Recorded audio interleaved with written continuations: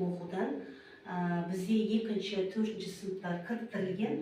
2 сыныптың сабағы әдепті бала, ұшқан ұя 4 сынып, ит адамның досы көшер кезде үзінді. Балалар, біздің мақсатымыз 2 сыныпта шығарманың мазмұны бойынша сұрақтарға жауап беру. 4 сынып өз ойын, сезімін, көзқарасын, өмірде болған өзге шығармалардағы ұқсас оқиғалармен салыстыра отырып білдіру.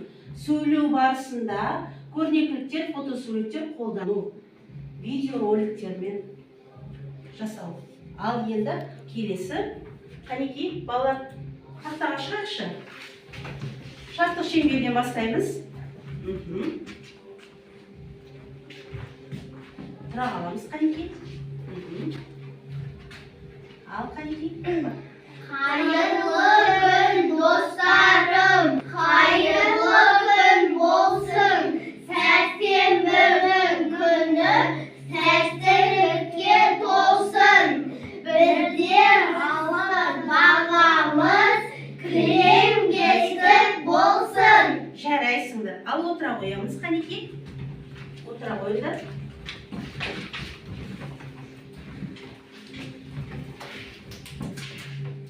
Ал енді 4 сыныпта өткен тақырып бойынша Қазақстанның қандай көлдерін білесің? Осы тақырыпта жаза қой.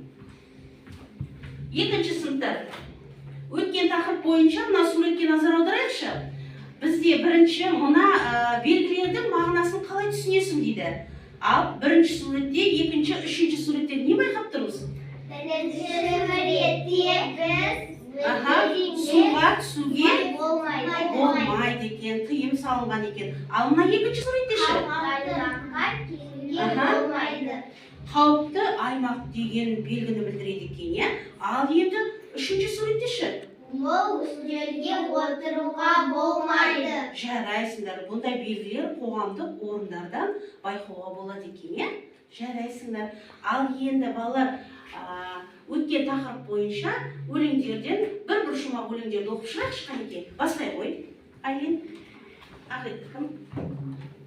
Жүзіне бүгін түсті әжім. Ал менің өмірім көктем.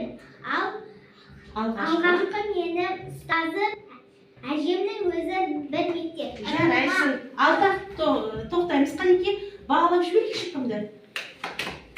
Жақсы. Ал Ағеке, жалғастыра қой. Бұрынғы қазақ байқалы, содан да ертең ерекпіз. Адам бар үйді айналып жүгірме дейді себепсіз. Жарайсың. Қанекей, Ағекені бағалап жіберейікші. Тамаша. Ал Айлин, сен жалғастыра қой. Ниетің болса болғаны, ісіңде әрбір бар үлгі, ырымға жаман ол дағы таянба дейді жағыңды. Тамаша, балалар. Тыйым сөздер, жалпы тыйым сөздер ежелден келе жатқан үлгі, өнеге, ақыл, кеңес. Ал енді сендерге балалар қазір түтікше әдісін беремін. Осы әдісте сендер түтікшемен тыйым сөздерді орындаймыз, сынаға саламыз. Қанекей, бастаймыз.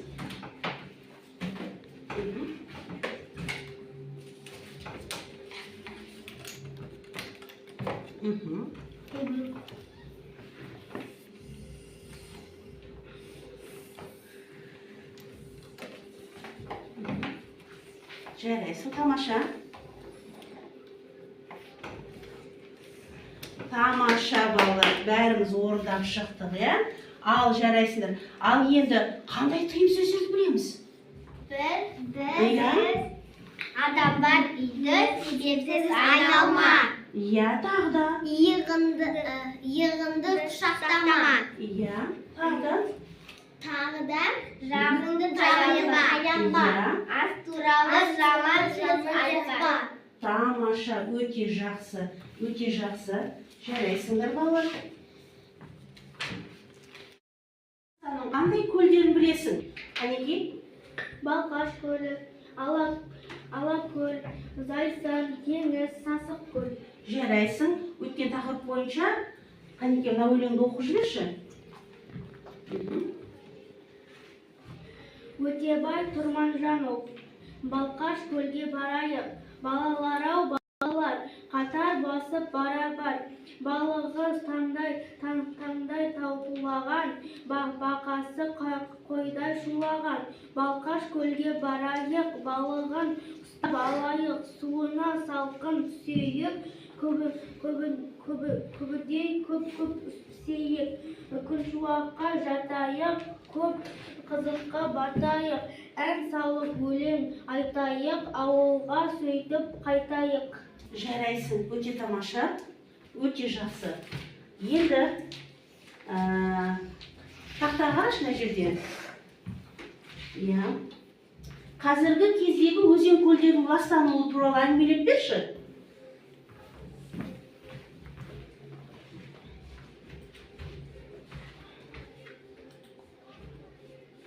Қазіргі кезде өзендер мен көлдердің ластануы үлкен экологиялық мәселе.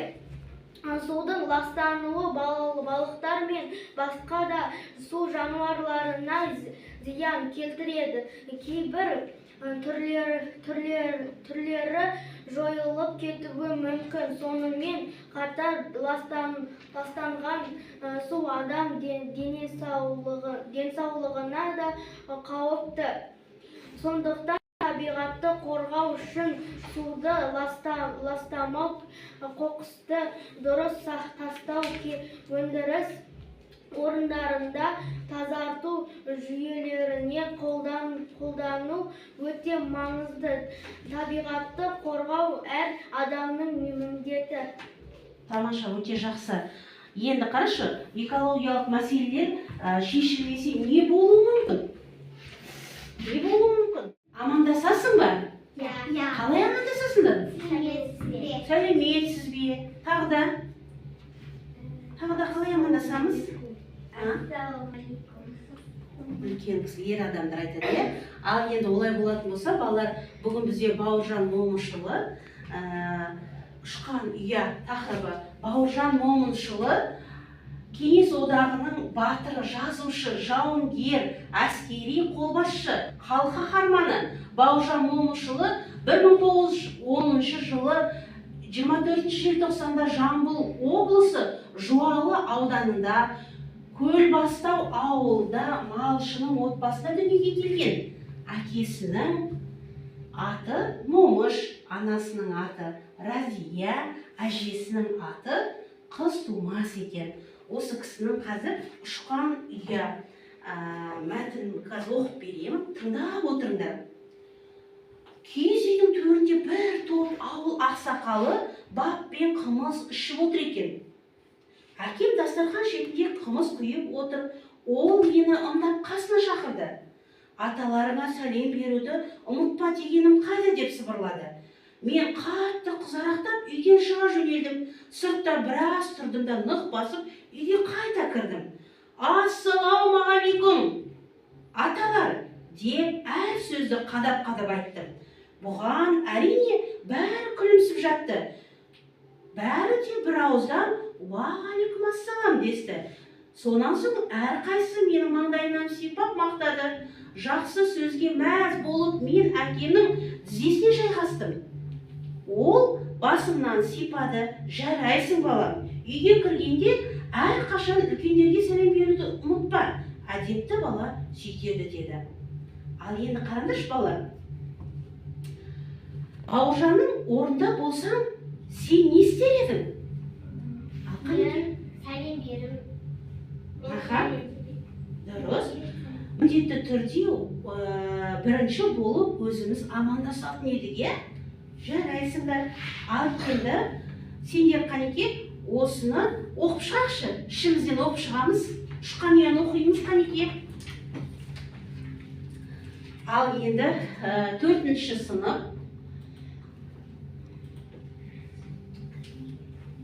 Итім болса шіркін. Бердібек Соқпақбаевтың жалпы қандай шығармаларын білесің? Бердібек Соқпақбаевтың қандай шығармаларын білесің? Қандай шығармаларын білесің? Менің атым Қожа. Жарайсың, менің атым Қожа. Жақсы, Бердібек Соқпақбай қазақ балалар жазушысы. Ол кісі 1924 жылы Алматы облысы Нарынқол ауданында Қостөбе ауылында дүниеге келген. Ата-анасынан ерте айырылған, ол кісілердің қолында жүрген, балалық шағында өткен қиыншылықтары мен жоқшылықтары жайлы балалық шаққа саяхат кітабында бейнеленген. Бұл кісінің көптеген шығармалары бар. Соның бірі көше кезер үзіндісі. Ал енді итім болса шіркін өлеңі қазақ әдебиетіне танымал ақындардың бірі. Бауыржан Момышұлының шығармасы бұл өлеңде баланың ойы, ақылы, оның өмірге деген, табиғатқа деген сүйіспеншілігі, адалдық пен достыққа деген арманын көруге болады. Баланың итім болса шіркін деп армандауы оның түйіп әлемнің сыртқа шығып бақытты болуды, жаңа достар табуды қалағанын білдіреді. Бұл өлеңде бала еркіндік пен адалдықты іздейді. Оның бойында ғажайып әлемге қадам басуға деген үміт пен тілектер бар. Ақын осы арқылы адамның ішкі әлемнің тазалығын, адами қасиетті қастерлеуді көрсетеді. Ал енді өзіңе қандай жануар асырағың келеді? Қарашы, екінші тапсырмада. Өзің қандай жануарды асырағың келеді? Мен итті асырағым келеді. Итті асырағың келе ма? Ал итті жалпы не істегің келеді? Ал орнымыздан тұрып айта қойшы. Итке жалпы оны қамқорлық танытқым келеді, және де оны тамақтандырып қарағанды жақсы көремін. Жақсы, жарайсың.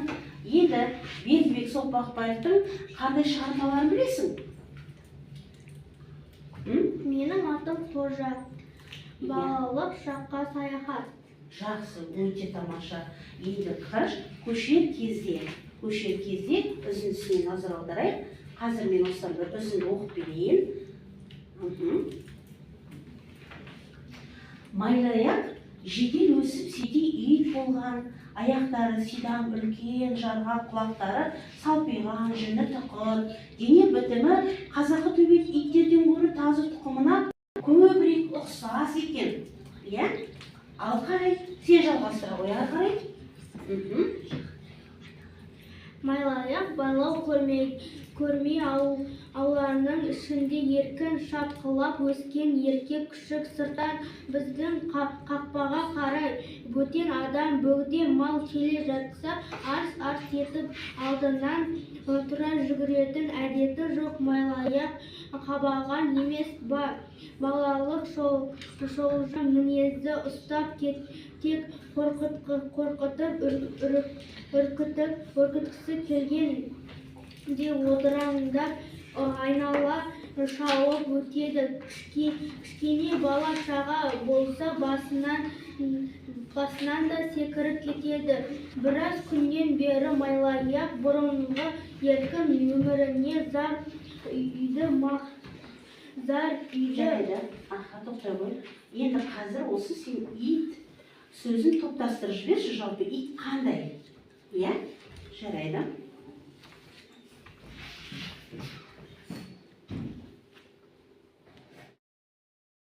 Қазір сендер осы Бауыржан Момышұлы кім?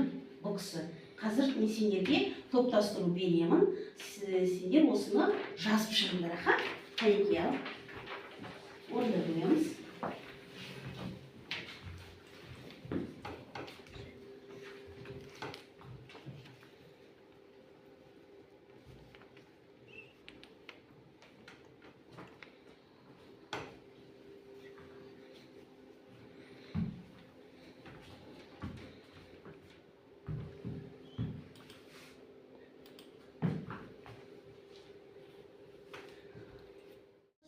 Жазушы. Жарайсың, Қанеке? Бауыржан Момышұлы әскери Қолбасшы, иә?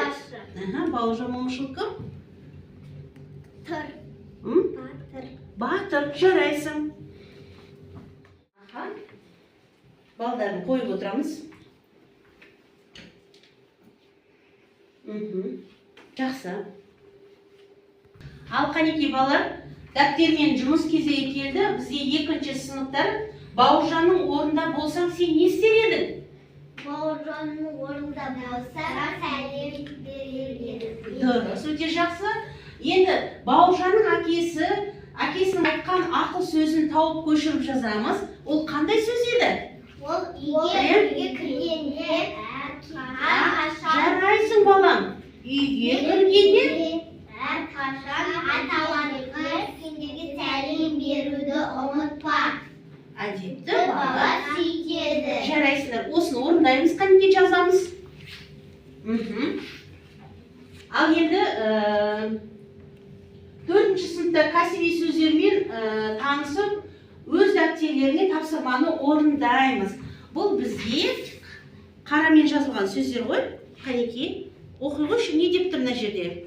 Середей сорайған ұзарға басына күн туған, қиыншылыққа тап болған. Жарайсың, осы сөздікті жазып шығамыз, қанекей.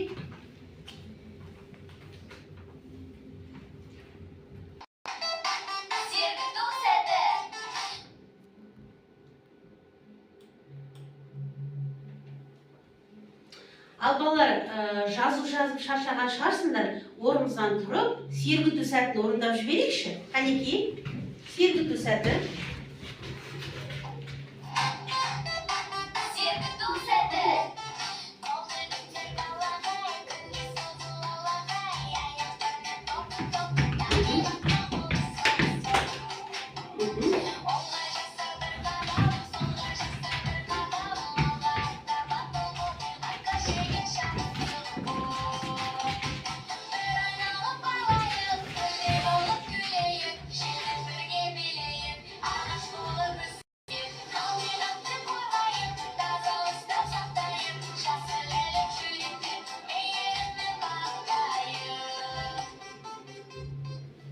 Жарайсыңдар.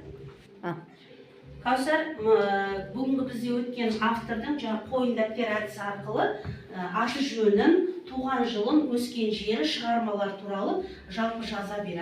Жазып орындай ғой. Ал 2-ші сынып біздерде келесі Бауыржан әкесінің сөзінен қандай өнеге алды? Үнемі үлкендерге сәлем беруді. Үнемі үлкендерге сәлем беруді. Жақсы. Және әңгімеден алған әсерлерің қандай? Әсерлер өте әсерлі болды. Жақсы.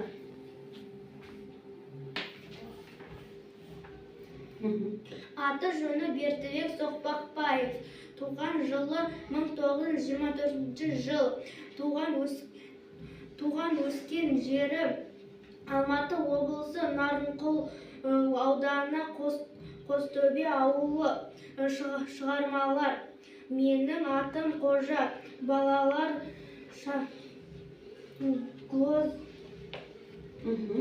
Балалар несі? Не деп жаздым? Балалар жазушысы, иә? Жарайды, отырап өте жақсы. Бүгінгі сабақта түсіндіңдер ме? Және рефлексия, маған сабақ қызықты өтті, бәрін түсіндім десеңдер, жасыл стикерді жапсырасыңдар. Ал егер де сабақты түсінбеген жерлерім бар десеңдер, сарыны жапсырыңдар. Түсінбедім десеңдер, қызыл түсті жапсырасыңдар. Қанекей, келіп жапсыра қойыңдар. Кімге сабақ түсінікті болды бүгінгі?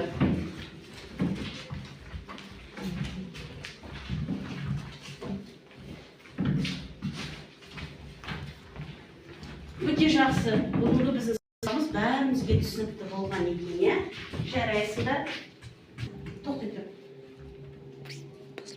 Ал бағалау парақтарында кім қанша балды жинады екен? Қанекей, Айлин айтып жіберші. Аяна 8 балл, Ақерке 8 балл, Айлин 9 балл. Ал Каусар, сенде қанша балды жиналды? Каусар 9 балл. 9 балл жиналды ма? Өте жақсы. Ал балалар келесі кезек үй тапсырмасы. Үй тапсырмасында екінші сыныпта Бауыржан Момышұлы туралы қосымша мәліметті жинақтап келеміз. Және де атасы мен немересі әңгімесін естеріне түсіріп келеміз. Енді 4 сынып 101 бетке көшер кезде мәтін түсініп, оқып түсінік айтамыз. Мақал мәтелге қатысты қақпаға ілінетін жарнама сөзі дайындап келеміз. Үйге тапсырма. Күнделіктеріңді ашып, жазып ала қойыңдар.